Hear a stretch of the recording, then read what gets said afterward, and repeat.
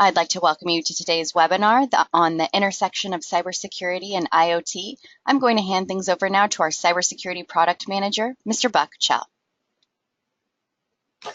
Thank you, Kelly. Hello, everyone. I'm Buck Chell, the cybersecurity product manager at the New Horizons corporate office, and I'd also like to welcome you to today's webinar, which is our second out of 10 cybersecurity-focused webinars that New Horizons is hosting in the month of October. And October has been designated by the Department of Homeland Security as National Cybersecurity Awareness Month, which is now in its 15th year as an annual campaign, the goal of which is to raise awareness about the importance of cybersecurity. National Cybersecurity Month is a collaborative effort between the U.S. Department of Homeland Security and its public and private partners, including the National Cybersecurity Alliance, to raise awareness about the importance of cybersecurity and individual cyber hygiene.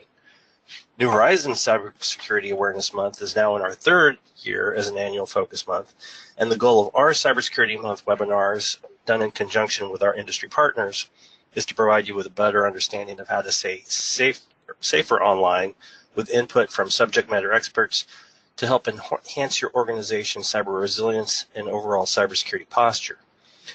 We also have a Cybersecurity Awareness Month landing page at www.clc.newhorizons.com, where you can find a full list of our upcoming cybersecurity webinars under campaigns or under promotions, along with recordings and free downloadable cybersecurity resources.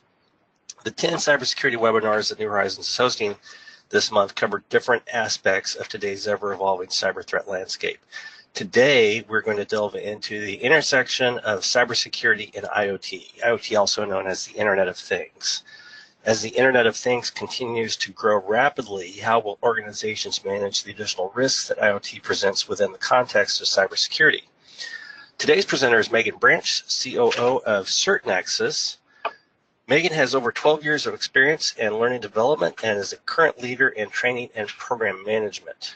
Megan understands what it takes to create successful training programs and the importance of validating skills required.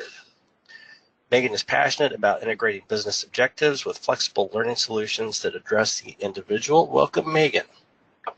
Thank you, Buck. And welcome, everyone. Thank you for taking time today, or for those of you listening to the recording, taking the time out to spend a little bit of time understanding where the Internet of Things, or IoT, we're going to use those interchangeably today, and cybersecurity intersect. But before I get started, first of all, I want to thank Buck and Kelly for being our hosts today. And I want to back up a little bit. And I know Kelly had you raise your hand in that panel earlier. So go ahead and raise your hand if you've ever heard of CertNexus. And Kelly, I'm going to rely on you for seeing if there's any hands raised. Yes, we have quite a few hands being raised. Well, that's great news. So let me just back up a little bit and talk about who CertNexus is. I'm pleased to see that there are many of you who are familiar with us. We are actually a new company with a long legacy. We originated as a division of Logical Operations, which is a publishing company that had a certification product within our CyberSec First Responder, or CFR, exam.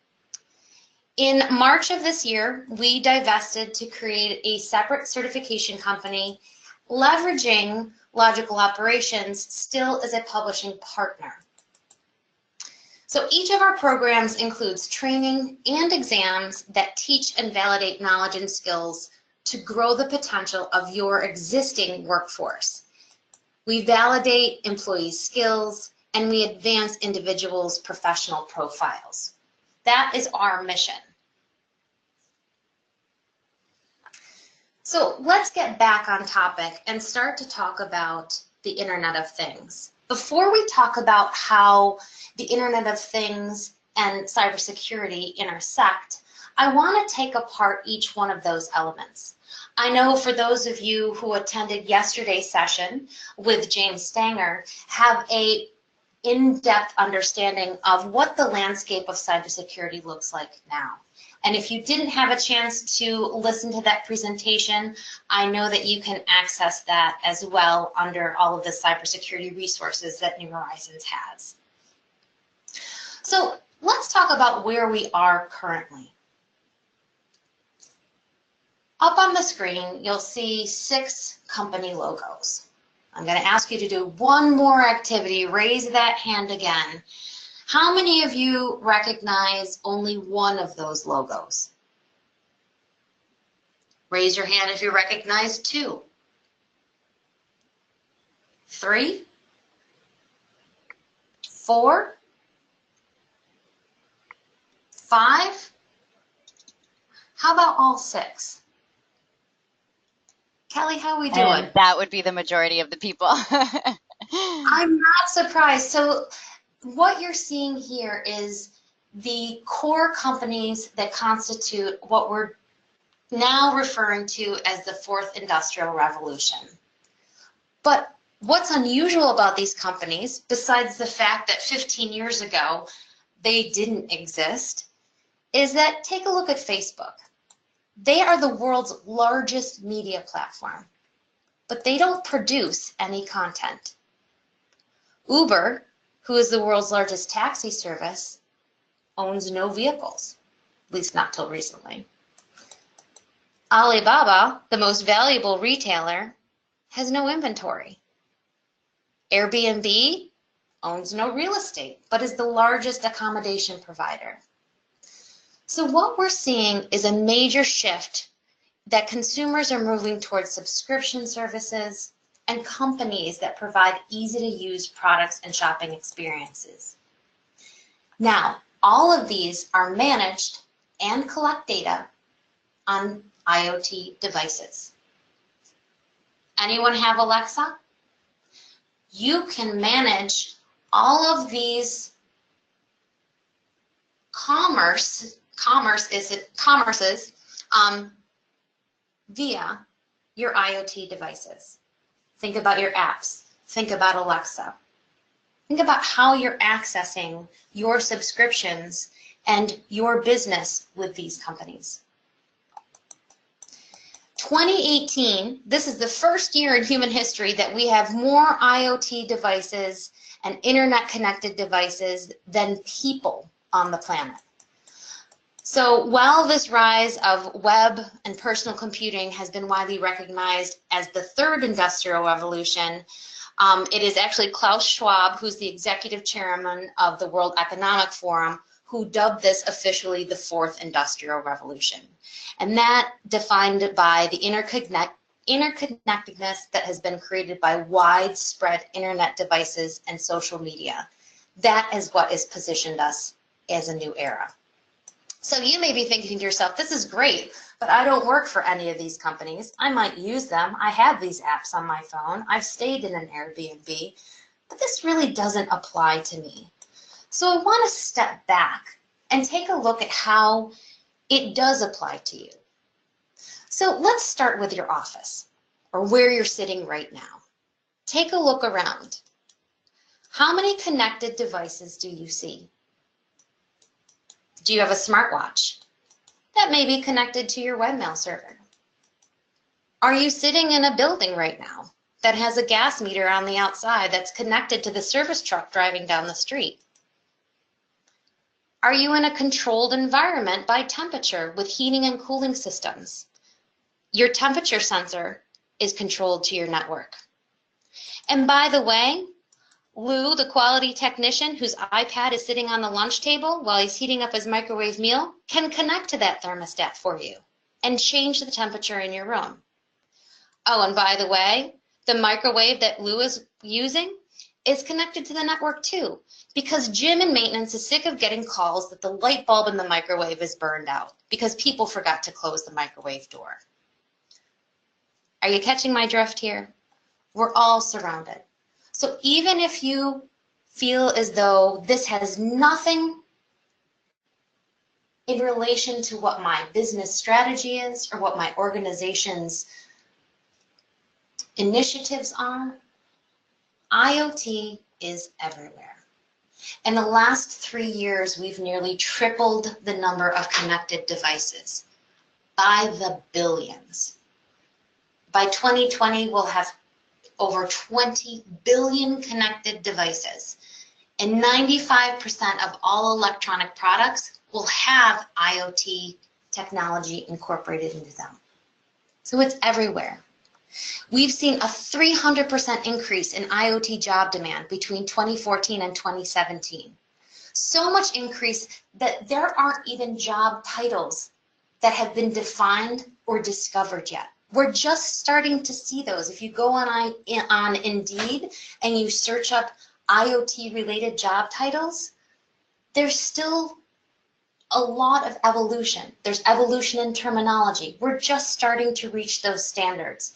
And the agencies that we typically go to set those standards are still coming up with those foundational terms. But 95% of businesses are preparing for IoT. Now, for those of you that have a look at the slide deck, there are some links in here as well that can cite you to some of the Gartner studies that I am getting these statistics from as well. But also think about not just organization, but legislation. I added this slide in because this is, well, it's not a very engaging slide. This is an example of a Senate bill that has been proposed and introduced, but not passed as of last week in the California Senate. So this is state legislation. And some of you may be thinking, well, surely the manufacturers of IoT devices, of that smartwatch, of that Roomba, of that light bulb, have considered security. That's not true. This is new legislation at the state level. This is not at the federal level. This is not mandated anywhere. This hasn't even been passed yet. It is saying that connected devices have reasonable security features. Now, there is a link on the presentation to the full language of this legislation and how it defines, but it's still very vague. So we know that there are already billions of devices out there, and there will probably be millions more manufactured before this legislation, or if this legislation even passes. And keep in mind, this is just for California. Also, this doesn't even take into account how we monitor if manufacturers are aligning up to this legislation. So this is still a brand new frontier. IoT is really where we were talking about cybersecurity 12 years ago. We're still defining standards. We're still defining legislation. We're still defining terminology. And it is such a broad, fast-moving area.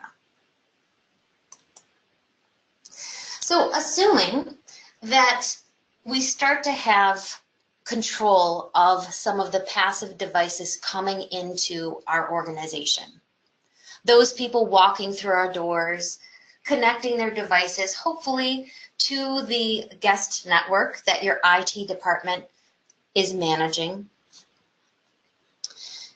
What about those active decisions that your company is making that may not appear to have anything to do with connected devices? Or what about your customers? So consider the following questions. Is your organization looking into expanding into emerging technologies? Not just IoT. What about AI or artificial intelligence? Are you talking about blockchain? Are you looking to increase efficiencies, either in manufacturing, operations, maybe even processes, business processes? Are you looking, and this is a very key area, are you looking to seek better customer and product data? Or are you implementing new technology? Not just technology in your processes, not just technology in terms of new initiatives, but what is your IT department investing in? What is your maintenance department investing in? What are your employees investing in terms of personal devices? 50% of new business processes will incorporate IoT by 2020, and that is just a year and a quarter away. For those of you that haven't looked on a calendar and realize that it is in fact October Cybersecurity Month, IoT technology, as we saw in one of the previous slides, is going to be in 95% of all electronic products. So that maintenance requisition that you just signed to replace the lighting or to update your HVAC system, or that your landlord is signing that you don't have control over, most likely will incorporate some type of IoT technology. So even if you're completely unaware, which most of you aren't, that you're going to be supporting or implementing IoT, what we're realizing is that it's inevitable. And one of the main considerations is how does that intersect with all of the cybersecurity threats that we know exist out there. Now, Buck did not tell you, he did not explain that I do not have a technical background. I am not an IT expert, but what I can do here is start to lay out some foundation just to begin the conversations. So what I want to do is look at traditional cybersecurity and how that is different than IoT. Because many times what we're hearing out when we're talking about laying the groundwork to understand IoT, because that's where it all begins, is that, well, my IT team has a great understanding of cloud. They're very adept in cybersecurity. We've invested in hardware and software. We have hired a SOC to maintain our cybersecurity initiatives. But traditional cybersecurity relies on the ability to secure those devices along the way, whether it's computers, servers, cloud storage, and if your IT department is well trained, they know how to detect and analyze and respond to those threats along that path. Within the world of connected environments, though, those paths become very unclear. And not only are they unclear, they're not secured.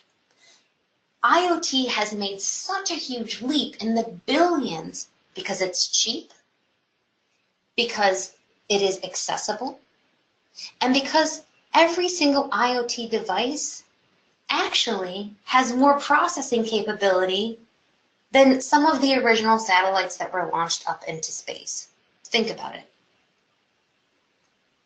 The thermometer that's monitoring your room in your organization has more processing power than the initial ships that were launched in the space program. Think about that for a second. And they're receiving and putting out information into potentially your environment. So for instance, the traditional threat sources always come from people. So maybe it's Mildred, who's been a loyal employee who opened a phishing email. Your IT department was able to detect that there's malware within a network. They know how to automate scripts, they can scan systems, they can use patches, they can revoke permissions within their known environment. They know how to manage the people connecting to their devices. But what about, or to their network, what about the devices that don't have the person behind it? Every single one of those, and we're going to start to talk about some of the attacks that have been happening, and for those of you that attended yesterday, had a little bit of a preview for. I have a perfect example. When we were setting up our IoT practitioner course, and we use a physical device in that course. we build an IoT ecosystem. And that device has to connect to the internet. The device. We were having issues with the device connecting. Well, why was that? Well, we had security systems. It couldn't get in. We had the guest network. It wasn't connecting properly. And the conversation that I had with our very experienced IT team, where they were solving for a traditional connection issue. They were solving for a laptop being connected. They were solving for a phone being connected. They were not solving for a device being connected. These are different considerations that your IT department needs to be aware of, and then they can layer on the cybersecurity. So let's take a look at an attack that you may know of, and I'm not going to get too technical here. I know this slide looks very involved, but really what I want to focus on is the numbers. This is a updated version of, it's a diagram of the Mirai attack that took place in 2016. If you're not familiar with that, that's where hackers went in and infected baby monitors, printers, home security cameras, and controlled them remotely, and then performed attacks on a DNS provider, which shut down the internet traffic for nearly a day. Now, what I want you to focus on is the orange section right here, which is the bots that are a conglomeration of those devices, and then the victims. So in a traditional attack, we're looking at single points of entry and single victims. Now, we can all say it only takes one. We're very aware of that from a cybersecurity method. But what happens here is, with Mirai, what happened is that each one of these orange circles was hundreds, if not thousands, of these IoT devices. And all they had to do was simply generate most commonly used passwords, which they found on the web as the standard password that people needed to change on these devices. And went through and got into all of these devices. So even if they had that security measure, which the legislation we were looking at beforehand is mandating, the user themselves was not aware that there was a level of security on that device, which opened it up for this attack. And then you have multiple victims with multiple devices. So these sheer numbers, the sheer amount of traffic and devices that can act as processors and take that information in and give it out, that is what we're seeing. That is what they were able to infiltrate and control. Another one of my favorite examples is this one. This was revealed by the CEO of the cybersecurity company Darktrace, Nicole Egan, and she revealed it at an event in a very public way that cyber criminals actually hacked a casino through its internet-connected thermometer in the aquarium in the lobby of the casino. And her statement is, there's just a lot of IoT. It expands the attack surface, and most of this isn't covered by traditional defenses. That is the difference. We're looking at a traditional defense approach to something that is completely new. So you're starting to get the idea of it. And I want to thank Buck Chell for the title of this slide, Reality Does Bite. All puns intended. In fact, it gigabytes. Yes, I did go there. You can all laugh, roll your eyes, do whatever you want. But all of this points to the fact that traditional security, that good old castle and moat system, cannot be used in an IoT type of environment. There are simply too many new devices, too many new threats per day. And add to that, what we want to focus on today, the lack of the man or woman power to manage these threats. With the over 3.5 million unfilled IT jobs, there's just not enough resources to manage. And 51% of those IT professionals say that they're not prepared for malicious attacks on an IoT system. And if you're depending upon hardware, only 14% of even the IoT-specific platforms are enterprise ready. So where does this leave you? So you're ready to embrace IoT. Your leadership is strategically placing it on as an initiative. There's two scenarios. Either you wrap your head around it or you can't wrap your head around it, so you just ignore it in favor of more traditional products, which we know limits you significantly given the fast pace of this emerging technology and really is no longer possible. Because even if you don't intentionally embrace it, you're unintentionally bringing it into your organization. So most people are going to say, yep, let's embrace it. Let's throw some business objectives around it. Let's plow full speed ahead.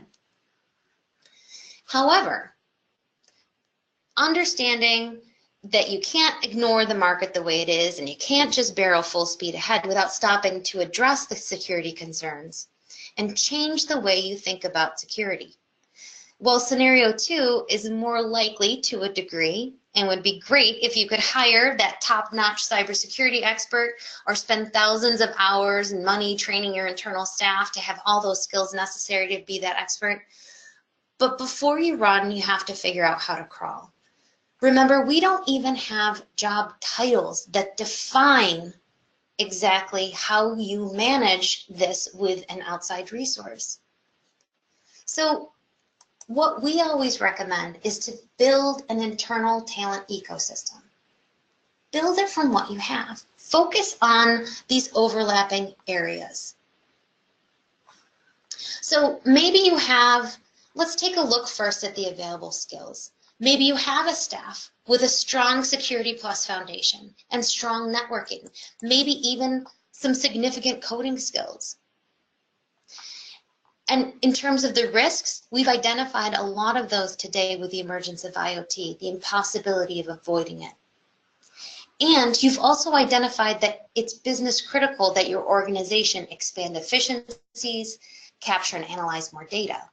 So within this intersection, you have clearly identified your ecosystem. Chances are you have the talent already in your organization. However, it just needs some development. It needs a framework. It needs that foundation. So where do you start? So this is a reference from Gartner in terms of a CIO study that they did. But in terms of building that foundation and creating that ecosystem, no, you're not going to solve it right today. However, think of where you were 12 years ago as an organization. If you had started building your foundation for cybersecurity, your risk would be minimized significantly if 12 years in, you had advanced people and hired for potential.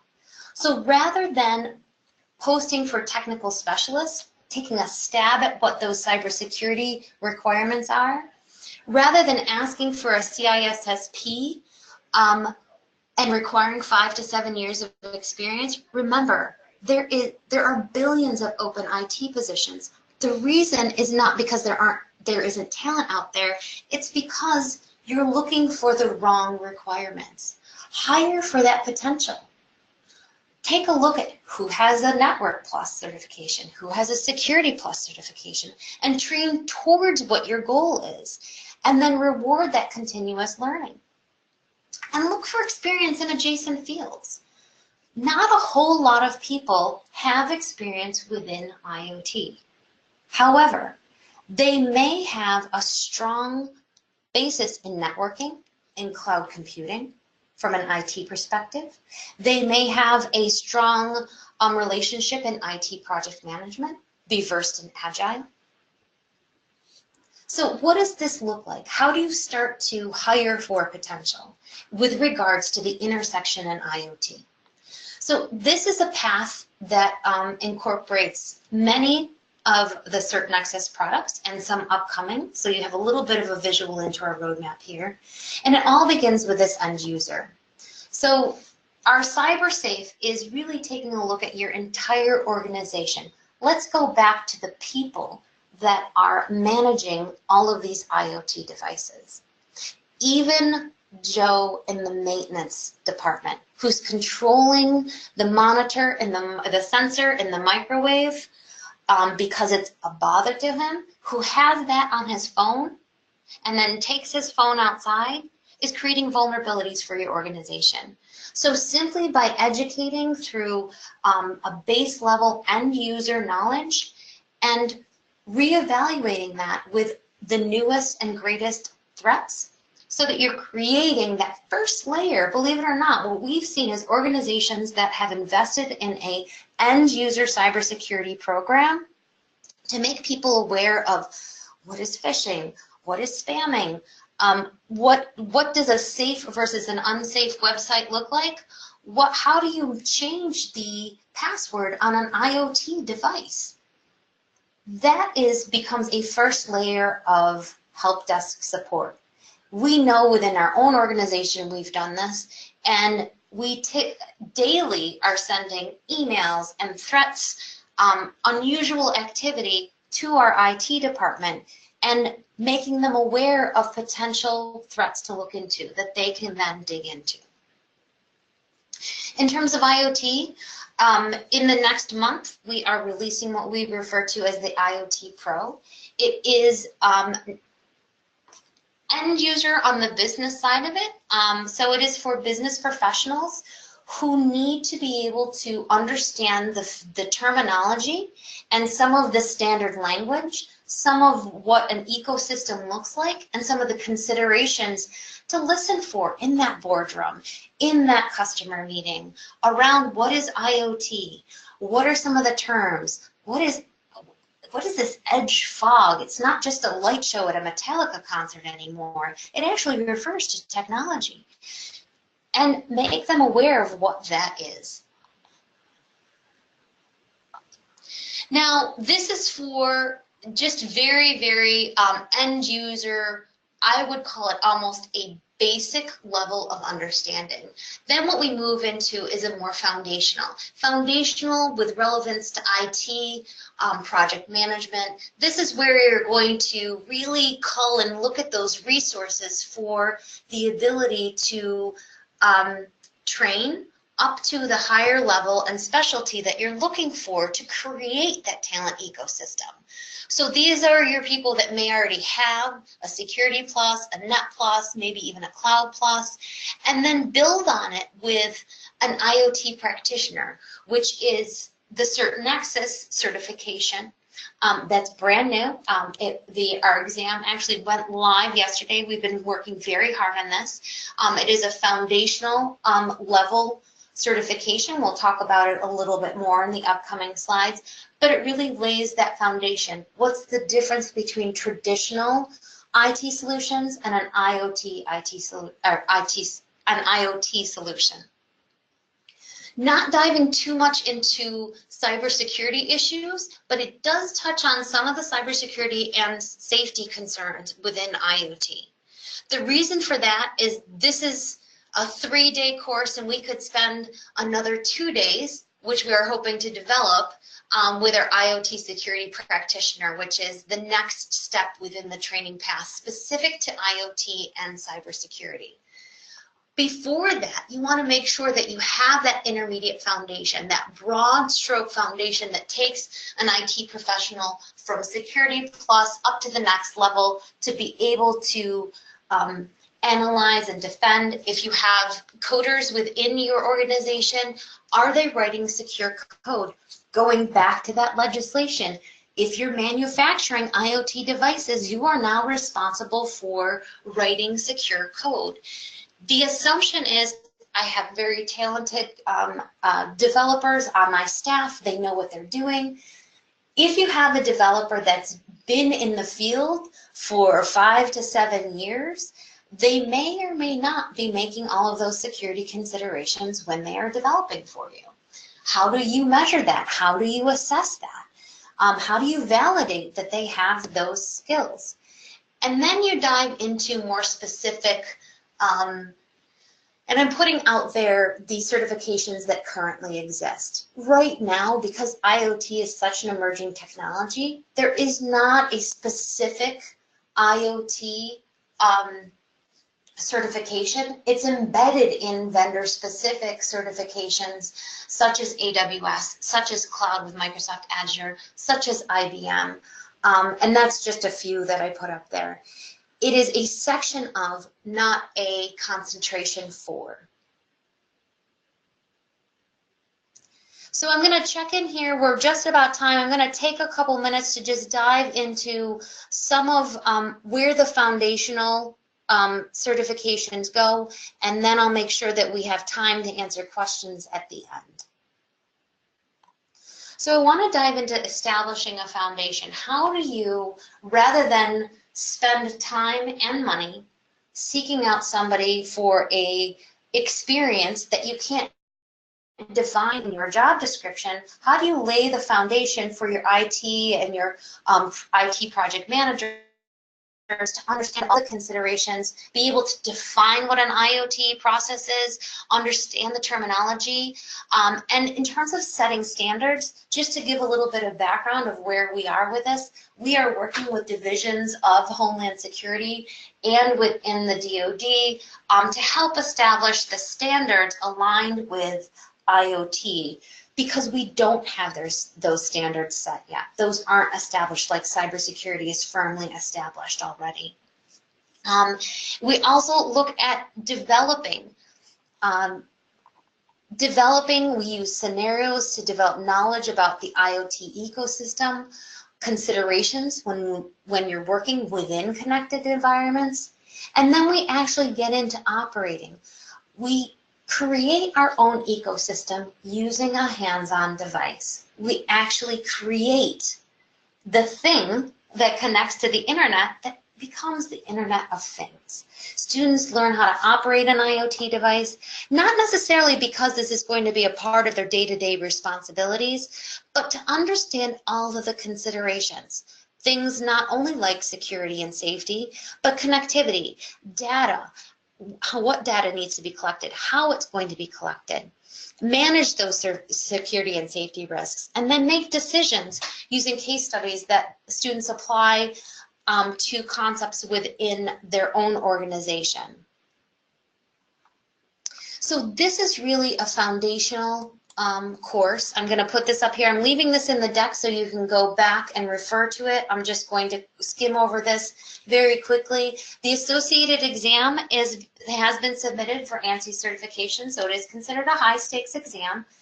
We do deliver all of our exams online, which gives the most flexibility for our candidates to take an exam on their terms, where they're comfortable, when they're comfortable, on their schedule, and they don't have to worry about traveling to a test center to do that.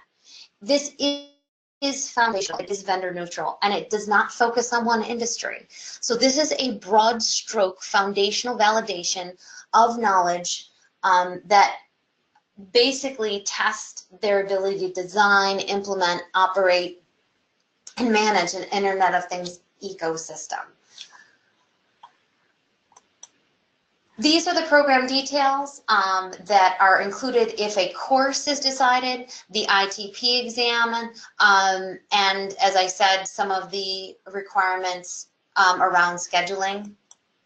In terms of a target candidate, we've actually, in our beta classes that we have been conducting and in our beta exam, which we completed, all of the research is indicating that early adopters for this course are management level professionals within IT, those people that are tasked with gathering requirements to implement an IoT strategy for a product or a process, those people that are responsible for managing teams that are supporting those IoT product or processes, managing project teams where an IoT architecture is taken into consideration, or people that are responsible for evaluating systems for efficiencies, And I know that further on in our Cybersecurity Month webinars that we have, you'll have a gentleman from DevOps talking about the people that are benefiting from leveraging new technology and evaluating all of those systems. In terms of a foundational IoT for cybersecurity, to really grow that talent ecosystem, if you don't have people that are validated skills beyond the Security Plus, the CyberSec First Responder, our CFR, which is our exam, we've just recently updated it. The reason why we feel so strongly about updating it is to keep up with current cybersecurity threats. This is an ever-evolving landscape, and as you know, development of curriculum, training programs, and certifications is a little bit slower behind. But this is really, I know yesterday James was focusing on the red team certification in terms of penetration testing. This is the blue team certification.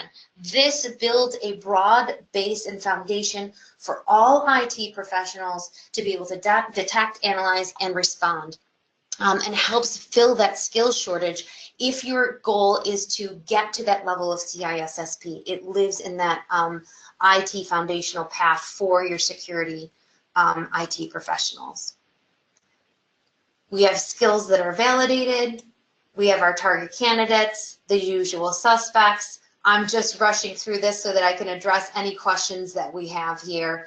And I know Kelly's going to help with me here, but I appreciate the time today. As Kelly said, this will be available to you. But right now I'm going to open it up for questions, and also note that if you have any questions beyond today, or if you're listening to this recorded, my contact information is right here. Please feel free to reach out to me. We are a small but mighty team at CertNexus. We are an all-female team, so we are trying to basically walk the talk of building our own talent ecosystem and expanding in and hiring more gender and diverse employees. So we're very proud of that. I can't say that we'll maintain as an all-female team, but we're very proud of that right now. All right. Thank you so much, Megan. And thanks again, everyone, for joining us. If you guys have any questions, feel free to type those in now, and we will go ahead and stay on the line for a couple more minutes and address those over audio. In the meantime, I wanted to point you guys to our website at newhorizons.com. There you can find all of our cybersecurity certifications and all the information you'll need to know, such as Megan mentioned here in her slide deck. So please visit newhorizons.com. You can also visit your local New Horizons. If you are not sure who that is, you can log on to newhorizons.com and do a zip code search to find your nearest center. As a reminder, we also have a number of webinars coming up throughout Cybersecurity Awareness Month for October. So if you go to our website and then click on the webinars link, you can register for any of our upcoming webinars that are all complimentary to you. You can also view past recordings in our webinar archive. And Megan, it looks like we don't have any questions, so I think we can go ahead and wrap things up today. Thank you so much for joining us and speaking on behalf of CertNexus and New Horizons. Thank you so much for having me, Kelly. And thank you again, everyone. That will conclude today's session. You may now log off. Take care. Have a great day.